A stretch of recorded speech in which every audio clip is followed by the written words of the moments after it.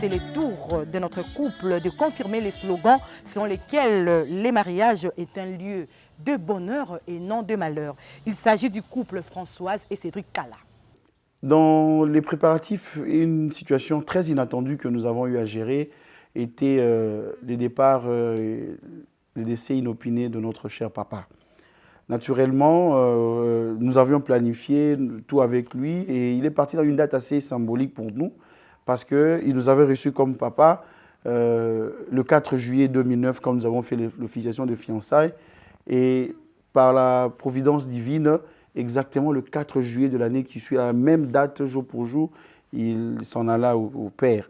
Donc cette situation avait sensiblement déstabilisé notre projet de mariage parce que le décès d'un père, et surtout pour mon épouse, vu la proximité qu'il avait avec son papa d'heureuse mémoire, vous voyez, le choc émotionnel d'une situation qu'on ne pouvait jamais imaginer d'une part, et toutes les réorganisations familiales liées au décès d'un haut responsable en famille comme ça a énormément déstabilisé notre projet parce qu'à un moment on se posait la question, bon, allons-nous, ce n'était pas une remise en question de notre projet de mariage, mais allons-nous maintenir un peu ce que nous avons prévu. Et je crois qu'aussi en sa mémoire, nous avons tenu pour sa mémoire, parce que quand il était encore avec nous quelques mois avant son décès, il estimait qu'il était nécessaire que nous n'ayons pas de fiançailles très longues, que nous puissions finaliser et continuer notre projet de mariage. Je croyais aussi que, donc, en sa mémoire, nous avons tenu à finaliser et matérialiser, malgré les difficultés, comme j'ai dit, émotionnelles, matérielles, dues à l'absence d'un parent, et cela avait beaucoup pesé dans notre organisation. On s'est engagé très jeune. Hein? Aujourd'hui, quand nous regardons nos cartes, ne sont pas encore là. Je peux même vous montrer. On s'est mariés très jeune. Mais c'était simple, mais beau. Je me rappelle même que lorsque nous célébrions nos 10 ans de mariage, j'avais demandé à ma chorale de l'époque que l'on puisse répondre encore le répertoire de chants de la messe parce que je les avais encore avec moi. Et il y avait au-delà de nos familles, nos amis qui étaient là avec nous, les amis de parents, y compris les amis de mon père également qui étaient là avec nous. Et tous nos frères et sœurs autour de nous, vous voyez un peu les mariages de l'aîné d'une famille. Donc c'était vraiment une bonne dynamique tout autour de nous. Et en tout cas, les faits marquants que moi je garde jusqu'aujourd'hui, c'était cet engouement-là de tout le monde. C'était tout le monde qui se disait non, on doit rendre Françoise heureuse. Elle doit vraiment passer un bon moment de fête. Et à chaque fois qu'il y avait des gouttes de larmes, parce que je pouvais penser à papa, il venait toujours là pour les essuyer, m'accompagner pour que je sois complètement dans la joie, l'ambiance de la joie qui était là. Ah, nous gardons un très bon souvenir de notre mariage religieux, comme nous l'avons aussi peut-être évoqué déjà. Dans notre jeunesse, mon épouse et moi, nous avons construit notre vie de couple par des expériences spirituelles fortes. Nous avons beaucoup investi dans la préparation spirituelle à notre mariage et le mariage religieux en étant peut-être probablement le point le plus culminant. Et préalablement notre mariage, avec ce choc que nous avons eu, et l'une des complicités fortes de notre union, c'est que ensemble nous avons construit cet amour en priant ensemble. Nous avons beaucoup d'exercices spirituels. C'est ainsi que le fruit de cet investissement spirituel comme fiancés, nous l'avons ressenti le jour de notre mariage religieux, car il y avait tout pour que les choses ne se fassent pas bien. Comme je dis, l'absence de papa et bien d'autres difficultés qui pouvaient en découler. Mais nous avons vécu un mariage religieux dont nous avons un souvenir très, très heureux. Et personnellement, je garde un souvenir indélébile lors de la messe du mariage. Je crois qu'il y a même une photo parmi les photos du mariage où, pendant la prière consécratoire, je me suis vraiment ingénieux pour confier à Dieu tout ce que j'ai porté comme prière et tout ce que nous serrons dans la vie. Et ça reste un souvenir. Alors, la petite histoire aussi, c'est que moi, j'ai reçu mes sacrements à la paroisse du Sacré-Cœur, sacrement d'initiation, baptême, première communion, confirmation. Je voulais que le mariage religieux ait eu lieu aussi à la paroisse du Sacré-Cœur, mais compte tenu de certaines difficultés matérielles, organisationnelles, on a dû partir à Sainte-Anne. Et aujourd'hui, Sainte-Anne, c'est la paroisse où moi particulièrement, je prie chaque matin. Eh bien, chaque fois que je me retrouve dans les messes matinales, je dis, ben voilà, c'est ici où le Seigneur m'a réuni avec mon épouse et je savais pourquoi il voulait que je vienne ici et ça contribue à ces souvenirs très beaux du mariage religieux. Pour être honnête, l'entrée, ça ne me vient pas directement, mais il y a un chant que nous deux même, nous l'avons gardé. C'est la chanson d'ouverture de bal qu'on avait effectuée ensemble. Parce que l'entrée, c'est des chants normaux, là, de aimer, tout ça. Mais ces moments-là d'intimité ensemble, comme début de notre histoire, que moi, personnellement, je me souviens que j'ai gardé en moi et les raisons qui ont motivé que l'on puisse garder cette chanson, c'est la chanson de... Comment on l'appelle la dame? Mais j'ai trop honte. Où elle dit que l'amour a deux saisons, une saison de pluie et aussi une saison, en tout cas, d'accalmie et autres. Il peut y avoir la tempête parce que j'ai toujours eu l'habitude de résumer l'histoire d'amour entre nous ou entre deux conjoints comme étant une rose. C'est un peu comme mon orchidée qui est là. Quand on voit la fleur rose, tout le monde qui a dit et aime la rose parce qu'elle est là, toute belle. Mais on oublie que tout autour de la tige, il y a des épines qui sont là. Et des fois, quand toi tu vas chez le jardinier ou même que c'est toi-même tu veux cueillir la rose, tu dois prendre soin de porter de gants pour ne pas te blesser avec ces épines. C'est un peu comme le mariage, c'est un peu comme un couple, c'est comme notre couple. On peut penser que nous n'avons jamais eu de soucis, mais on tient parce que nous regardons la valeur de ce que le Seigneur nous a donné, c'est notre union, c'est notre amour. Et du coup, c'est cette chanson-là que ce soit, je pense, mon mari et moi avons gardé à cœur. On avait aimé cette chanson et nous avons ouvert le bal avec cette chanson.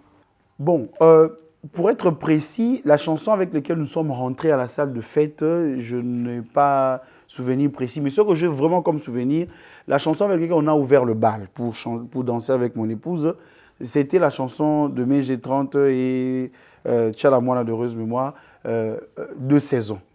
Et nous l'avons choisi parce que et la mélodie et les paroles qui sont exprimées dans cette chanson disent la réalité de ce qu'est l'amour. L'amour, effectivement, a deux saisons. Il y a des moments de sécheresse, il y a des moments de joie, de bonheur, et il faut l'accepter comme ça. Et ce qui est dit, tu es mon amour, donc la rose de ma vie. Donc les paroles sont très inspirées et témoignent à suffisance notre conviction en ce que l'amour est tous les jours dans le commun de mortels.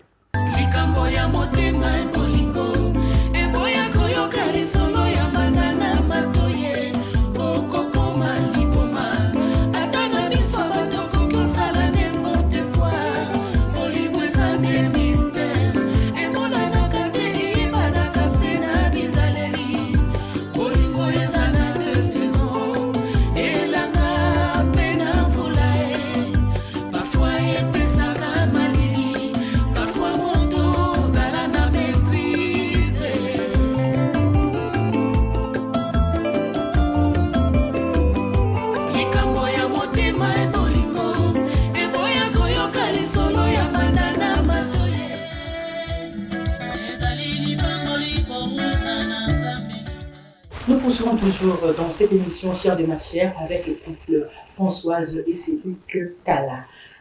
Une autre question à poser au couple, quelles sont les premières difficultés que vous avez rencontrées une fois installés chez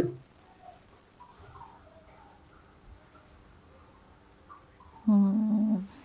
Madame d'abord. Les premières difficultés.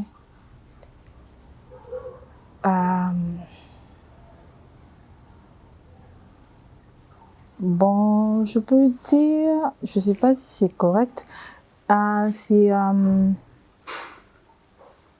fait que je devais finir mes études parce que nous habitions vers ma campagne et il fallait à chaque fois monter encore jusqu'au campus dans le but de terminer mes études. Et du coup, il fallait concilier finir les études, mariage, jouer son rôle en tant que femme mariée. Je peux avancer cela. Mais à part ça, il y a aussi, je sais pas si je dois le dire, mais c'est le fait que j'avais connu une première fausse couche en son absence. Il n'était pas là avec moi. Et c'était quand même assez pénible pour moi de pouvoir porter cela. Oui. Là, je peux ajouter à ces difficultés de début un aspect qu'elle a un petit peu évoqué, une conséquence, parce que en ce moment-là, personnellement, j'avais des obligations professionnelles assez exigeantes qui faisaient que il faut reconnaître que la première année de mariage, la première ou la deuxième année, j'étais quasiment absent pour mes obligations professionnelles. Et vous voyez, vous venez de vous marier, déjà qu'on venait des fiançailles où on n'était pas tout le temps présent ensemble, et vous vous mettez ensemble en couple, et l'un est tout le temps parti, et même durant des événements cruciaux comme cet incident malheureux là. Alors, c'est la présence de la personne avec qui tu traverses, tu partages la vie, qui est nécessaire. Donc, on n'était pas toujours là, moi, en ce qui me concerne. Et naturellement, ne pas être présent au début d'un jeune couple, ça n'aide pas surtout à consolider l'amour, et parfois ça peut amener à des frictions qui auraient pu être évitées. Et toujours un peu, ça c'est un peu une conséquence un peu matérielle. Il faut reconnaître qu'au début aussi, on a changé de maison 3 fois en une année. Et il y avait vraiment une instabilité. Et encore à cause de cette absence, dans l'une de mes maisons, mon épouse est partie. Elle a vu la maison sans moi. Elle a aménagé sans moi. Et ben moi je reviens, je la trouve dans une autre maison par rapport à là où je l'ai laissée.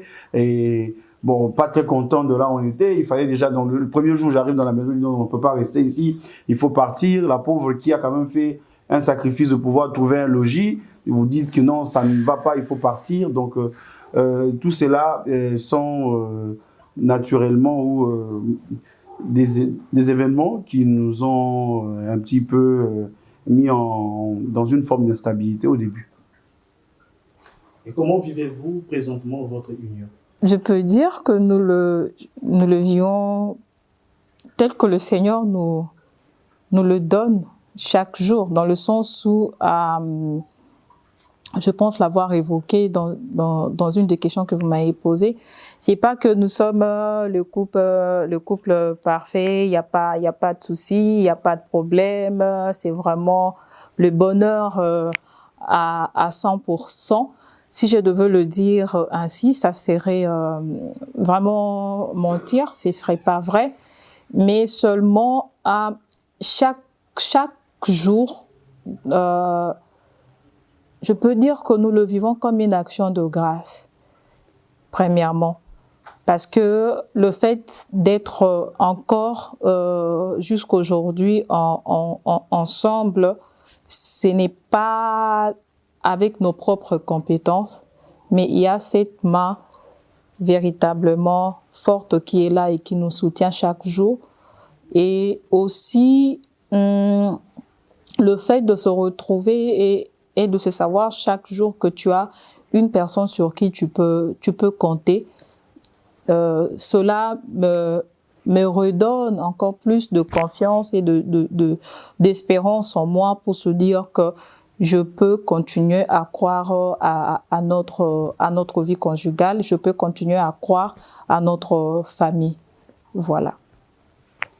Voilà un petit complément à ce qu'elle a dit, c'est de s'accepter comme tel et de se laisser chaque jour façonner par le Seigneur d'une part, mais au-delà de rester dans un concept un peu spirituel, c'est de reconnaître que de l'autre est différent de moi et que je peux toujours apprendre. Le mariage est une école de la vie et chaque jour on apprend pour pouvoir constituer ce bonheur.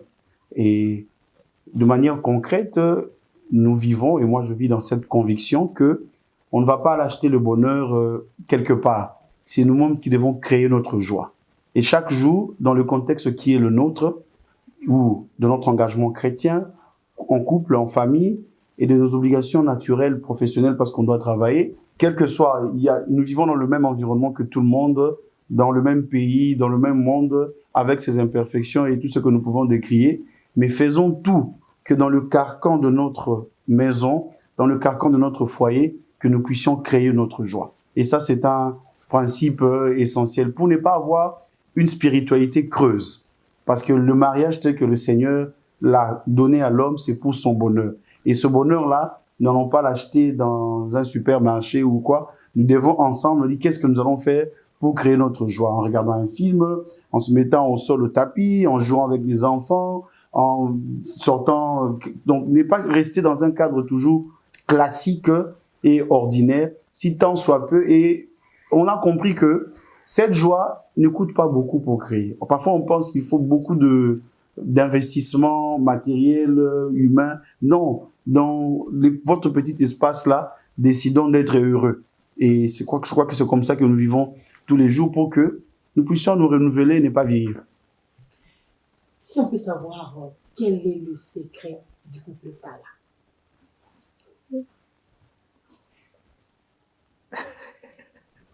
Le secret. Secret. Mais un secret, on ne partage pas. Oui, exactement. Bon, je peux commencer à répondre à cette question. Comme elle a dit tout à l'heure, nous rendons grâce à Dieu vraiment parce que les origines de notre histoire d'amour se sont construites sur un engagement chrétien réel. Et nous n'avons aucun mérite pour nos aptitudes, nos compétences, nos intelligences, si ce n'est que celle de trouver Dieu. Et dès le début de notre amour, nous avons construit par des exercices spirituels constants et c'est cela qui aujourd'hui tient sur notre vie. Et je vais être précis en disant le vrai secret, c'est que je suis gardien de la foi de mon épouse et mon épouse est gardienne de la foi de ma foi. Tant que je serai avec elle, je suis convaincu que je ne perdrai pas la foi.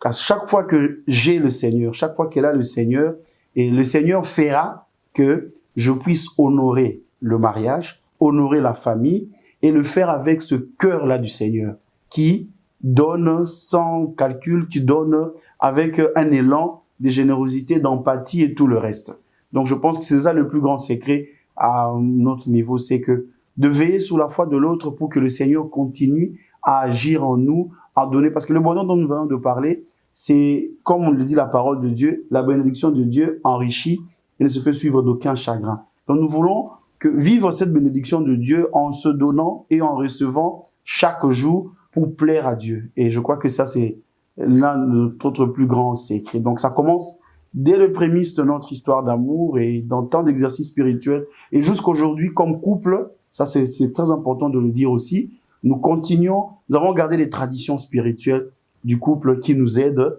à entretenir notre spiritualité, d'où découle tant de grâces et de bienfaits, et dont le plus important, c'est la joie du bonheur conjugal. Si je dois ajouter, ce serait peut-être un aspect humain. C'est pas spirituel. L'autre secret ou notre force, c'est à deux niveaux. Il y a le pardon, parce que on ne serait pas arrivé jusqu'ici si on n'avait pas appris à se pardonner, parce qu'il nous arrive aussi de ne pas bien nous comporter.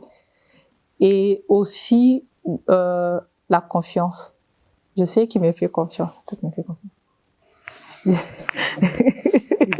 Je sais qu'il me fait confiance et du coup, quand je me promène, quand je marche, dans tout ce que je fais, en fait, ça me revient, quoi. Ça me revient et ça me tient partout où je pars pour savoir que non, il y a avec moi une personne qui compte sur moi et qui veut que je sois le meilleur de moi-même, que je donne le meilleur de moi-même partout pour non seulement mon honneur personnel, mais aussi son honneur, l'honneur de toute notre famille. Donc, je peux dire que c'est ces secrets additionnels que je peux ajouter au côté spirituel. Le fait d'être en mesure de se pardonner, de se faire confiance. Quelles sont les perspectives d'avenir de votre couple? On peut commencer. Parce que souvent, quand moi je commence, on va dire tu as tout dit. Perspective d'avenir. Nous osons croire.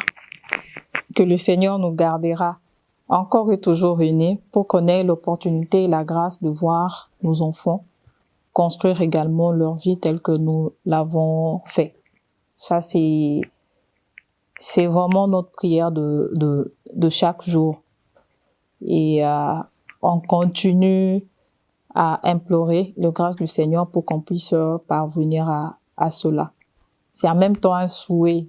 Moi, je peux le définir ainsi. Donc, c'est toi qui vas écouter. Bon, en termes de perspective, dans le même élan, nous avons une passion commune, qui est la famille. Donc, et nous allons continuer à demander au Seigneur de nous donner les dispositions utiles pour que nous puissions être une famille digne de cette passion que nous portons. Et dans l'un des aspects que mon épouse vient de dire, en voyant nos enfants, être eux-mêmes les vrais ambassadeurs ou porteurs de ces valeurs que nous essayons chaque jour.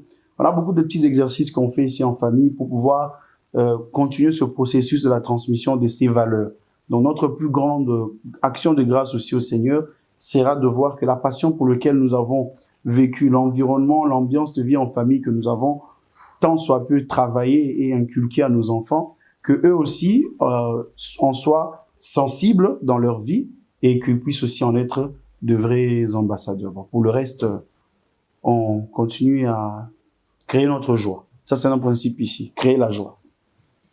Voilà, pour terminer, dites-nous, le mariage, c'est une bonne ou mauvaise chose? En fait, je rigole parce que je suis en train d'échanger avec une collègue qui se marie dans quelques jours. Et elle me posait cette question, la même question que vous êtes en train de poser maintenant là. Alors, je lui ai dit, en fait, le mariage, qu'on le veuille ou pas, c'est une très bonne chose. C'est une très bonne chose, d'autant plus que c'est Dieu lui-même qui l'a voulu ainsi. Tu peux pas t'estimer heureux, bon, excepté bien sûr les vocations des consacrés, mais je parle de laïcs que nous sommes. Tu peux pas vouloir t'estimer heureux tout en étant dans les vagabondages, tout en étant, je sais pas moi, comme qui dirait, c'est que le langage qui nous a dit célibataire endurci, alors que tu vis une vie de marié. Donc du coup, le mariage, au-delà d'être juste une